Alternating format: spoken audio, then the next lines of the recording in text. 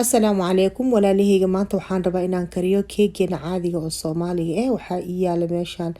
sokor iyo caano iyo saliid. Meeshaan waxaa iigu jiro oo kale ukun waaye. Insha Allah waa isticmaali doonaa. Baking powder ii yaalo iyo vanilla aan caadiga mar walba aan isticmaalo waa kaas. Marka meeshaan waxaan ku shubanaa 8 xabo oo ukun ah. Marka cabiradeeda la socda 8 xabo oo ukun meeshaan ku shubanaa. Markaan ku shubto speedka waxaan geenaa high. يعني speedka meesha ugu dambeeyo aan ku garaaca waxaan ugu garaacay wax kale ma aan waxaan rabaa inuu dhaqso oo ii xumbeeyo aan rabaa adiga wax oo ilaa 1 ilaa 2 minute oo kale aan xoog speedka aan ugu daaraa 1 daqiiqo ilaa 2 daqiiqo meelahaas aan ku daaraa ilaa arko ukunta inay si fiican u isku dhaqsanto markaas waxaan ku shubanaa insha Allah markaan damiye hadda waxaan ku shubanaa 2 bakeeri oo sokor ah ila socda walaalaheyga 2 bakeeri sokor inta ugu jiro bakeerigana bakeeri kale ma ahan waa major cup-ka ani aan isticmaalo waa bakeeriyadeeda ani bakeeri weyn ma isticmaali bakeeriga aan isticmaalo waxa way kuwa oo cabirada waay marka waxa way 2 cup oo sokor ah waay marka insha Allah marka saasaan isku garaaco waa daminaa hadda waxaan ku shubanayaa 1 bakeeri oo waxa waaye oo saliid ah waa 1 cup inta waxa iigu jiro 2 bakeeri oo caano ah waaye waa u jeedin caanaan ku shubtay vanilla inta iigu jira waa ujeedaan waxaan isticmaalaa asigana 1 qaando adeeku yani choice-ka adaa iskale ama 1 qaando ama 2 qaando inta rabtida isticmaali kartaa hadii ay ilmahaaga ay cuneynin heel sida aniga oo kale ma jeclaan ilmeyga inaan ku shubo keega heel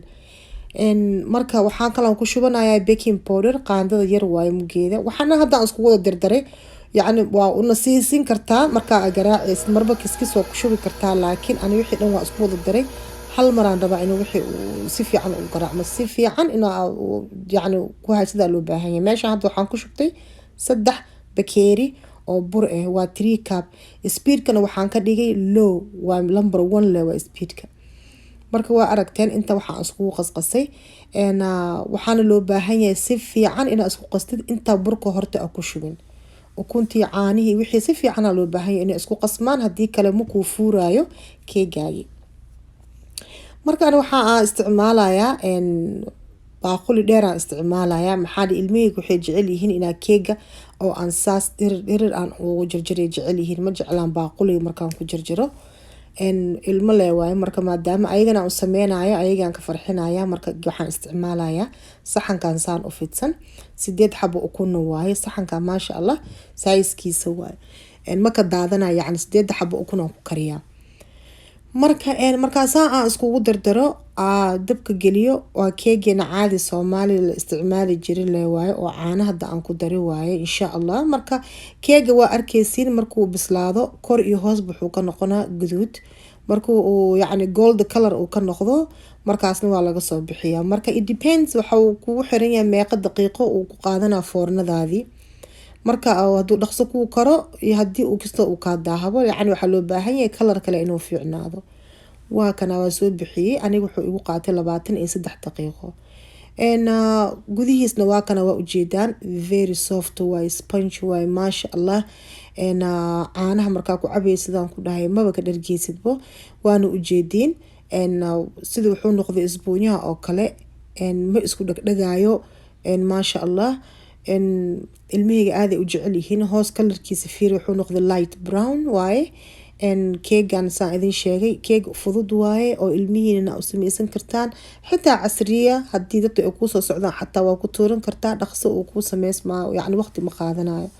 waana u jeedin walaalaheyga very soft inuu yahay marka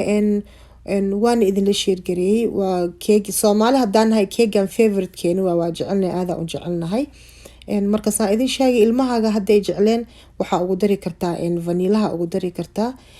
marka vanilla-hana waxa wax kale ma aha wuxuu carafta wuxuu ka dhigaa ukunta oo yani urka ukunta oo qariya marka saan idin sheegay gudihiisna waa ku ujeedin masha Allah waaye hadaa caano ku cabtid maba ka dhargeysidaan ku dheer maanta dhan waxaan leedahay waa ku ceshana waxa arkaysaa saxankii adigoo dhameysay masha Allah marka walaalaheyga hadii aad su'aal qabtaan oo kale arabtaan waxayna iga weydiisaan mise haduu idin toosi way oo kale waa ila soo xiriiri kartaan insha Allah waa idinka caawinaa. Assalaamu calaykum waraxmatullaah.